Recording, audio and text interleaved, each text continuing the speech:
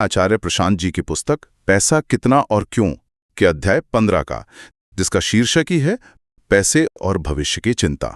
ये तो बहुत ही प्रासंगिक विषय है। बिल्कुल।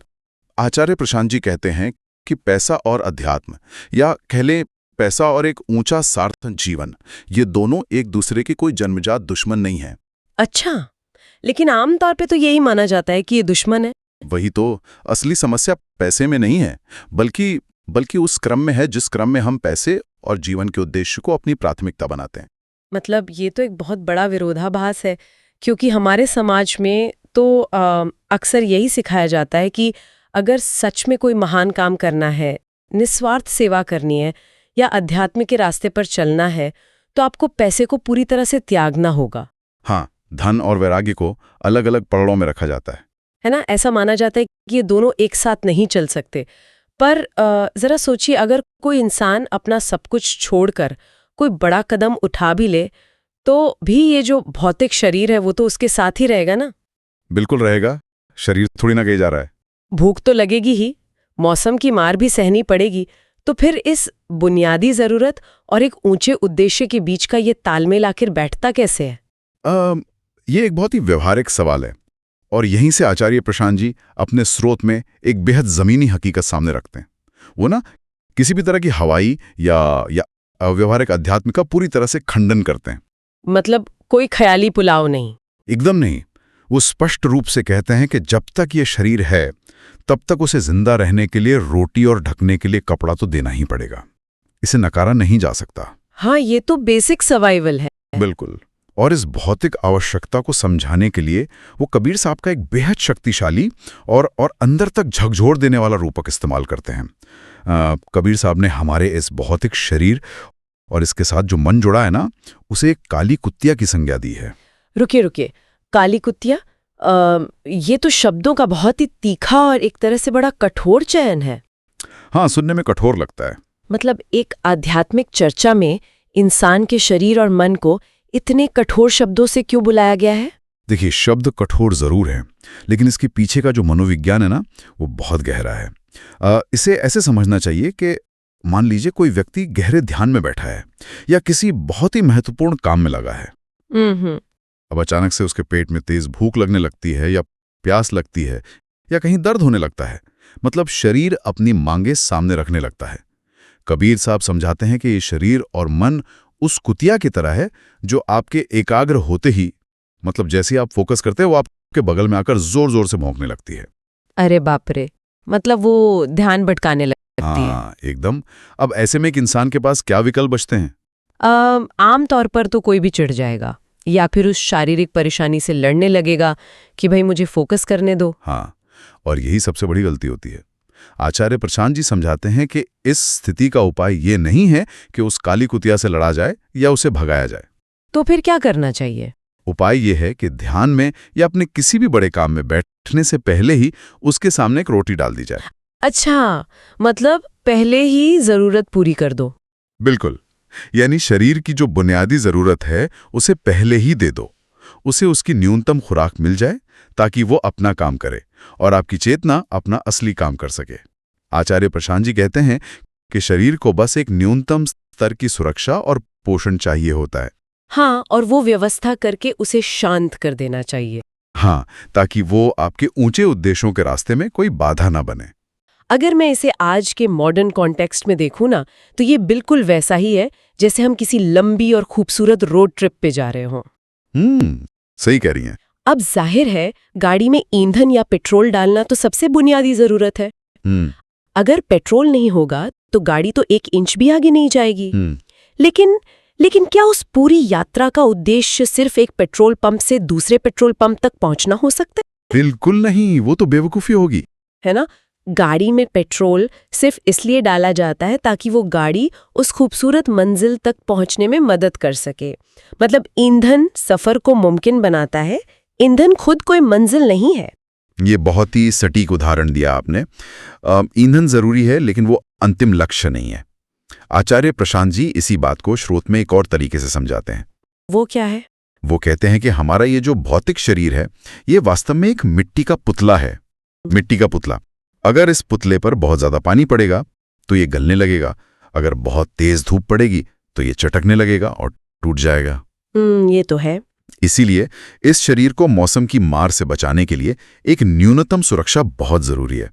उन्होंने बड़ी जमीनी बात कही कि अगर जून का महीना हो, एकदम तपती दोपहर हो, और कोई कहे कि चलो आज चौराहे के बीच में बैठकर ध्यान लगाएंगे, तो ये तो असंभव है।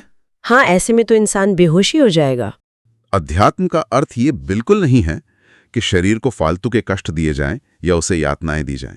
तो इसका सीधा सा अर्थ ये हुआ कि एक निश्चित और न्यूनतम पैसों का प्रबंध करके रखना या अपनी बेसिक जरूरतों को पूरा करना, ये कहीं से भी किसी सार्थक जीवन के खिलाफ नहीं है। एकदम नहीं, बल्कि आचार्य प्रशांत जी कहते हैं कि इतिहास में कभी किसी सच्चे संत ने ये नहीं कहा कि शरीर को भूखा मार दो। कबीर साहब की वो बहुत ही प्रसिद्ध पंक्ति है ना, साईं इतना दीजिए जामे कुटुंब समाए, मैं भी भूखा न रहूं साधु न भूखा जाए। हाँ, ये तो हमने बचपन में बहुत सुनी है। इसका सीधा सा अर्थ यही है कि जीवन में इतना न्यूनतम प्रबंध तो होना ही चाहिए कि अपनी और आश्रितों की जरूरतें पूरी हो जाएं, और अगर द्वार पर कोई आ जाए तो वो भी खाली हाथ न जाए। आचार्य जी जोर देकर कहते हैं कि इन बेसिक चीजों का प्रबंध करना कोई बहुत बड़ा या नामुमकिन काम नहीं है। इसे समझदारी से जल्दी निपटा लेना चाहिए, ताकि जो असली काम है वो शुरू किया जा सके। बिल्कुल। लेकिन अगर शरीर की जरूरतें सच में सिर्फ गाड़ी के ईंधन जितनी ही सीमित हैं, और कबीर के शब्दों में उस काली कुतिया को शांत करने के लिए बस एक बुनियादी रोटी ही चाहिए, तो फिर ये पूरी दुनिया 24 घंटे पैसों के पीछे एक अंधी दौड़ में क्यों भाग रही है? ये एक बहुत बड़ा सवाल है ना? अगर जरूरतें इतनी कम हैं और आसानी से पूरी हो सकती हैं, तो फिर पैसों को लेकर इतनी हाई तौबा क्यों मची हुई है? ये प्रॉब्लम शुरू कहाँ से होती है? ये सवाल हमें इंसान के मनोविज्ञान के एक बहुत ही कमजोर हिस्से में ले जाता है। आचार्य प्रशांत जी कहते हैं कि समस्या तब पैदा होती है जब इंसान ना बुनियादी आवश्यकता और लालच के बीच की वो जो महीन रेखा है उसे पूरी तरह से मिटा देता है।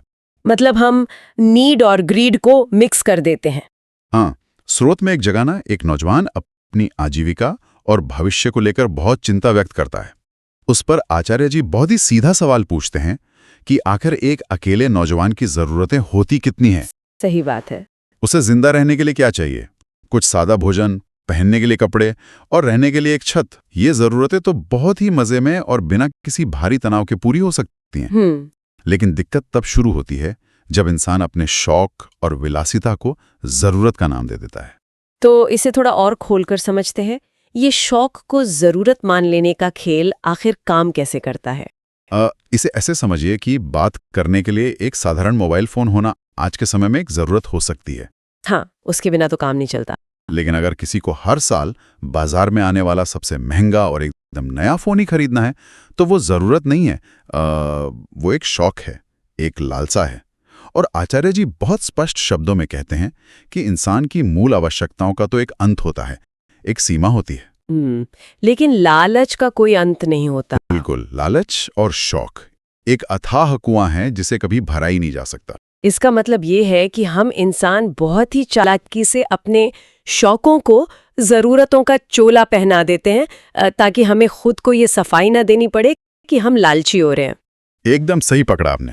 लेकिन चलिए, अगर कोई व्यक्ति ईमानदारी से अपनी बुनियादी जरूरतों को पहचान भी ले, तो वो जीवन में दिशा कैसे तय करे? क्योंकि आम धारणा तो यही है ना कि पहले खूब सारा पैसा कमा लो, अपना बैंक बैलेंस एकदम मजबूत कर लो, और जब जीवन सुरक्षित हो जाए तब फुर्सत में बैठ के सोचेंगे कि जीवन में कुछ सार्थक कैसे किया जाए। और यहीं पर आचार्य प्रशांत जी जीवन जीने के सही क्रम को लेकर एक बहुत बड़ा शिफ्ट प्रस्तुत करते हैं, और ये इस पूरी चर्चा का एक बहुत ही गहरा बिंदु है। अच्छा, वो क्या कहते हैं? आचार्य जी कहते हैं कि सबसे पहले ना रुपए पैसे और भविष्य की सुरक्षा के इस विचार को कुछ समय के लिए पूरी तरह से किनारे रख देना चाहिए। किनारे रख दें। इंसान का पहला और सबसे महत्वपूर्ण काम ये खोजना है कि जीवन जीने का सही और सार्थक तरीका क्या है, उसका असली उद्देश्य क्या है। जब वो सही रास्ता मिल जाए और पूरी निष्ठा उस रास्ते से जुड़ जाए, केवल तब ये विचार करना चाहिए कि इसी रास्ते पर चलते हुए जीवन यापन के लिए न्यूनतम धन कैसे अर्जित किया जाए। ये विचार तो हमारी पारंपरिक सामाजिक सोच के बिल्कुल ही उलट है। बिल्कुल उलट है। मतलब आमतौर पर तो लोग यही सोचते हैं कि जीवन का 90% हिस्सा पैसा कमाने और खुद को सुरक्षित करने में लगा दो, और फिर जो थोड़ा बहुत समय बचेगा रिटायरमेंट के बाद उसमें अध्यात्म के बारे में सोच लेंगे। हाँ, और आचार्य जी इसी उल्टी सोच का पुरजोर खंडन करते हैं। वो कहते हैं कि ये कितनी बड़ी मूर्खता है कि किसी इंसान ने अपना 96 से 98% समय अपनी पूरी की पूरी ऊर्जा सिर्फ पैसा बनाने में लगा दी, और अब वो सोच रहा है कि बचे हुए 2 या 4% समय में वो अचानक से आत्मबोध जगा लेगा या कोई बहुत महान काम कर लेगा। ये तो संभव ही नहीं है। ये तो है। जीवन का रास्ता पहले तय होना चाहिए, लेकिन जब लोगों से ये कहा जाता है कि वो पहले सही रास्ता खोजें तो वो तुरंत घबरा जाते हैं, बेचैन हो उठते हैं।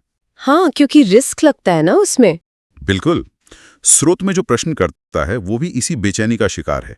वो कहता है कि उसे ये समझ ही नहीं आ रहा कि सही रास्ता क्या है, और उसे बहुत संदेह हो रहा है।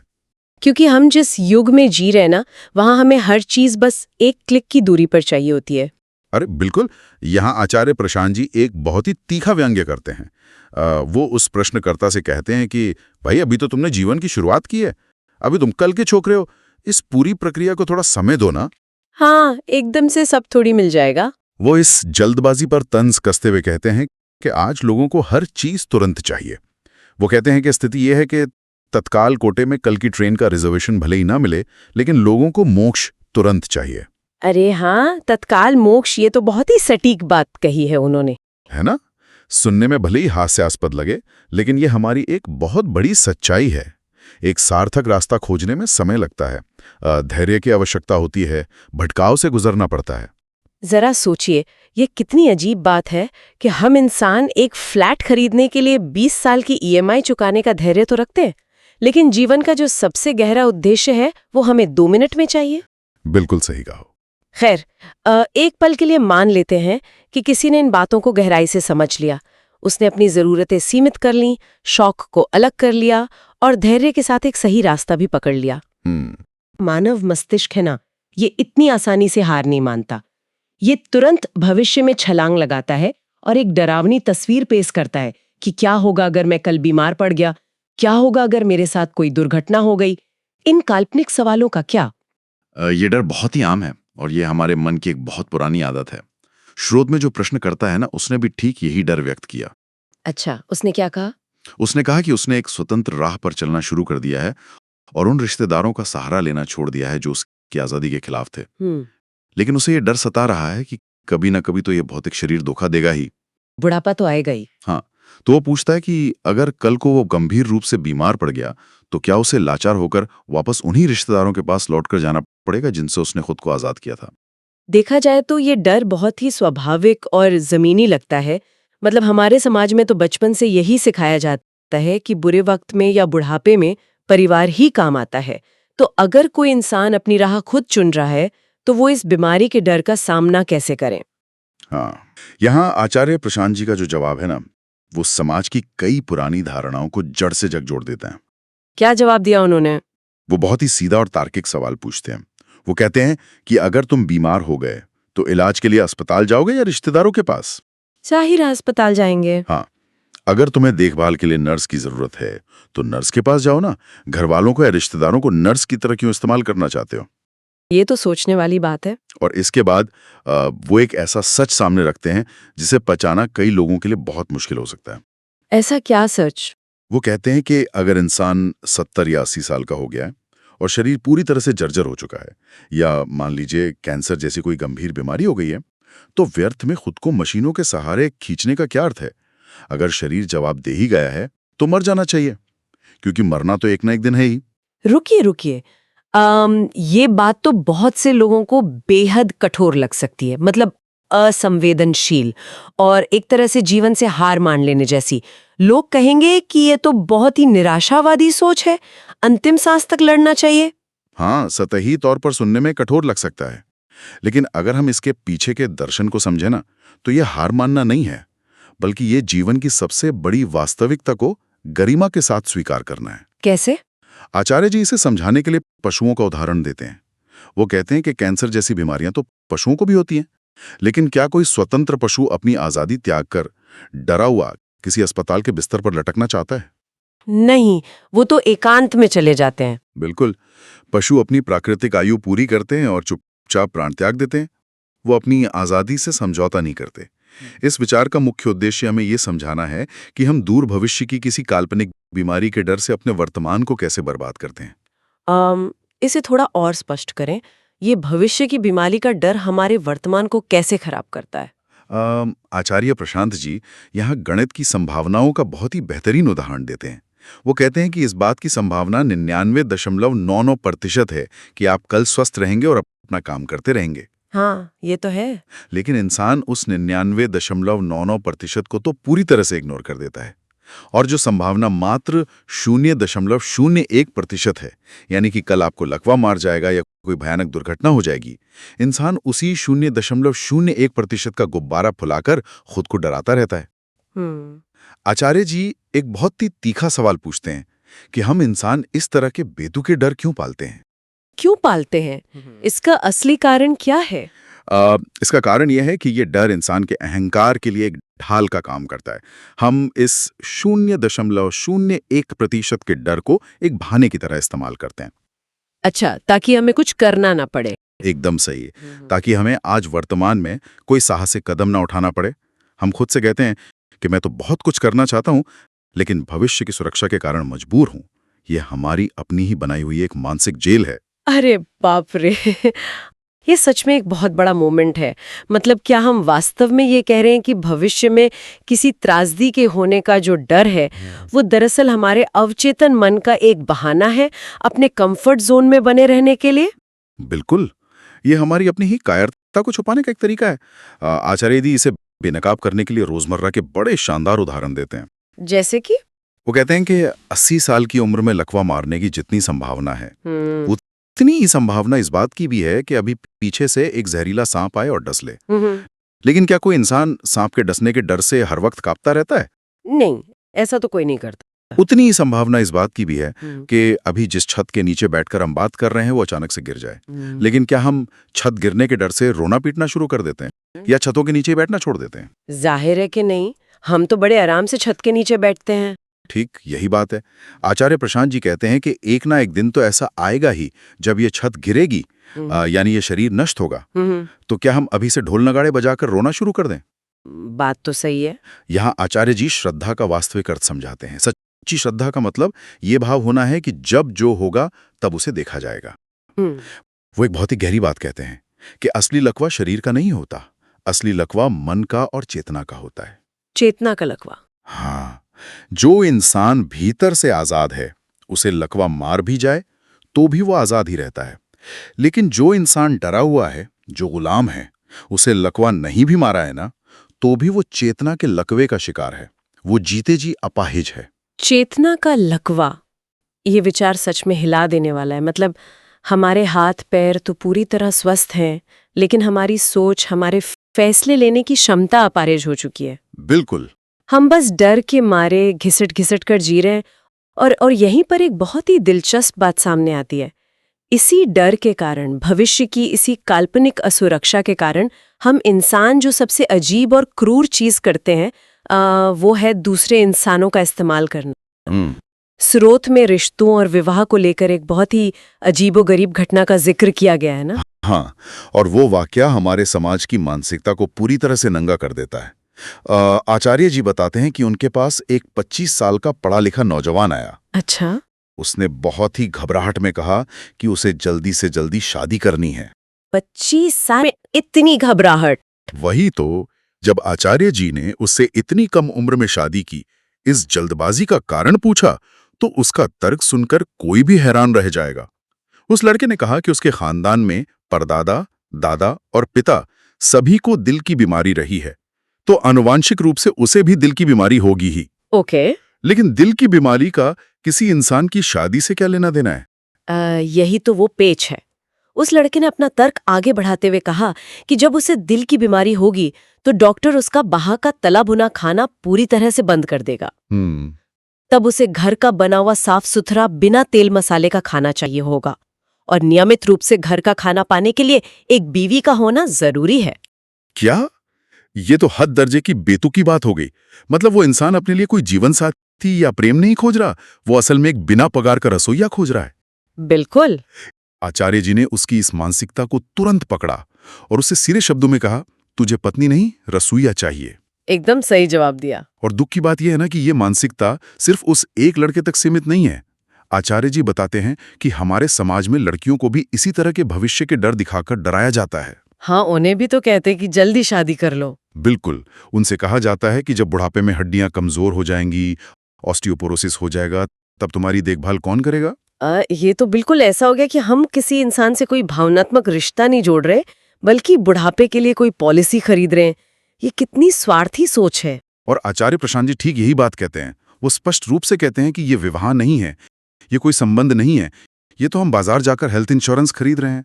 हम भविष्य की बीमारियों से इतने डरे हुए हैं कि हम मानवीय रिश्तों का पूरी तरह से बाजारीकरण कर देते हैं। हम दूसरे इंसान को इंसान की तरह नहीं, बल्कि अपने बुढ़ापे की लाठी या एक मुफ्त की नर्स के रूप में देखने लगते हैं।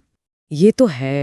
जब हमारे भीतर सच्ची श्रद्धा नहीं होती, जब हमारे भीतर ये साहस नहीं होता कि जो होगा देखा जाएगा, तब हम हर चीज को, यहाँ तक कि प्रेम और रिश्तों को भी अपनी सुरक्षा का एक साधन बना लेते हैं। ये सच में एक बहुत ही कड़वी सच्चाई है और इसे पचाना आसान नहीं है। ये पूरी चर्चा हमें एक बहुत ही गहरी आत्मसमीक्षा की तरफ ले जाती है। मतलब हमने इस बातचीत की शुरुआत इस सवाल से की थी कि पैसे की चिंता हमें सार्थक काम करने से कैसे रोकती है। हाँ, और अब ये एकदम साफ दिख रहा है कि ये मुद्दा कभी सिर्फ पैसे का था ही नहीं। ये मुद्दा हमारे गहरे डरों का है, हमारी उस मानसिकता का है जो सुरक्षा के नाम पर हमें अपाहिज बना रही है। अगर हम इस पूरे अध्ययन और आचार्य प्रशांत जी के दर्शन को समेटें तो निष्कर्ष बहुत ही स्पष्ट है। आचार्य प्रशांत जी कहते हैं कि शरीर की बुनियादी जरूरतों को पूरा करना किसी भी महान उद्देश्य के खिलाफ नहीं है। हाँ, वो तो बस उस काली कुतिया को शांत करना है। बिल्कुल। मुख्य समस्या तब होती है जब हम अपने अंतहीन शौकों को जरूरत बना लेते हैं और धन कमाने को ही जीवन का एकमात्र लक्ष्य मान बैठते हैं।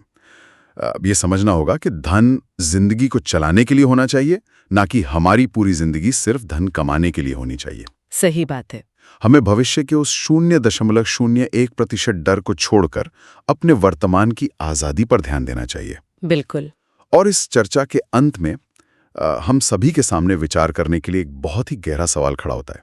अगर ये बात पूरी तरह से तय है कि एक ना एक दिन इस जीवन रूपी मकान की छत गिरनी ही है, यानी इस शरीर को नष्ट होना ही है, तो क्या किसी इंसान का पूरा जीवन सिर्फ उस छत को गिरने से बचाने के तनाव और डर में ही बीतना चाहिए? सोचने वाली बात है। या फिर जो भी थोड़ा या बहुत समय हमारे पास है, उसमें उस छत के नीचे बिना किसी डर के कोई शानदार गीत गाया जाना चाहिए, कोई ऐसा काम किया जाना चाहिए जो सच में मायने रखता हो। जरा इस पर विचार किया जाना चाहिए कि जिस सुरक्षा का महल इंसान अपना पूरा जीवन लगाकर बनाता है, कहीं वही महल उसकी सबसे बड़ी जेल तो नहीं बन गया है। इसी वैचारिक प्रश्न के साथ हम आज की इस गहन चर्चा को यहीं विराम देते हैं।